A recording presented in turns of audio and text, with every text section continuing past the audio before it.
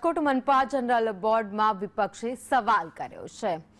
2.5 વર્ષ બાદ પહેલો પ્રશ્ન વિપક્ષને પૂછવાનો વારો આવ્યો છે। તો ફ્લાવર બેડ બીયુ પરમિશન અંગે પ્રશ્ન પૂછવામાં આવ્યા હતા। તો સાથે સાગઠિયાએ સવાલ ઉઠાવ્યા હતા। મ્યુનિસિપલ કમિશનર તુષાર સુમેરાએ પ્રશ્નનો જવાબ આપ્યો હતો। કમિશનરે બીયુ સર્ટીની વોર્ડ વાઇઝ કામગીરીની યાદી પણ આપી છે।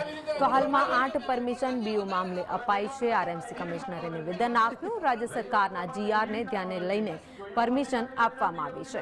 કઈ રીતે મંજૂરી અપાઈ તે અંગે કમિશનરે ગલ્લા તલ્લા કર્યા હોવાના આક્ષેપ વિપક્ષે કર્યા છે।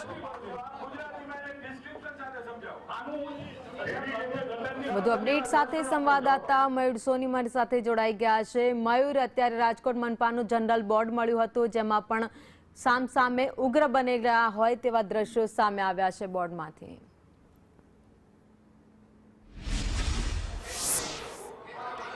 બિલકુલ ભાવિની, છેલ્લા 8 વર્ષની અંદર પહેલી વખત વિપક્ષને મોકો મળ્યો છે કે તેમનો પ્રશ્ન છે તે પહેલો પૂછવામાં આવે અને પૂરી તૈયારી સાથે વિપક્ષી નેતા વસરામ સાગઠિયા આવ્યા હતા। મુદ્દો હતો ટીઆરપી ગેમ ઝોન બાદ જે પ્રકારે ફ્લાવર બેડની મંજૂરી હતી તેને અટકાવી દેવામાં આવી હતી અને ત્યારબાદ એકાએક સરકાર દ્વારા તેને મંજૂર કરવામાં આવી હતી।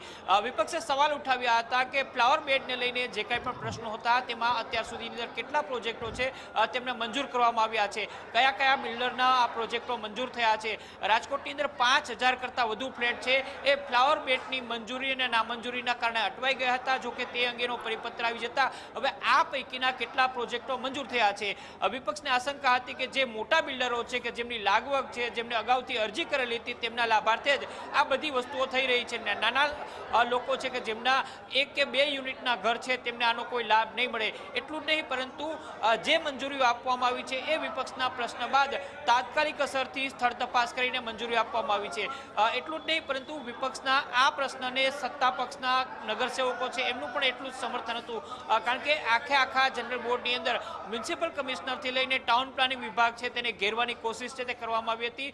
થોડીક ક્ષણો પહેલા જ બોર્ડ પૂરું થયું છે, પરંતુ સવાલ એના એ જ છે કે ફ્લાવર બેડને લઈને જે કંઈ પણ મંજૂરીઓ આપવામાં આવી છે એ કઈ રીતે મંજૂરી આપવામાં આવી છે, કેટલા લોકોને આપવામાં આવી છે, અને આ તમામ પ્રશ્નોને લઈને અધિકારીઓને, ખાસ કરીને ટાઉન પ્લાનિંગ વિભાગની અંદર જે કંઈ પણ ભ્રષ્ટાચાર ચાલી રહ્યો છે એને ખુલ્લો પાડવાની કોશિશ કરવામાં આવી હતી।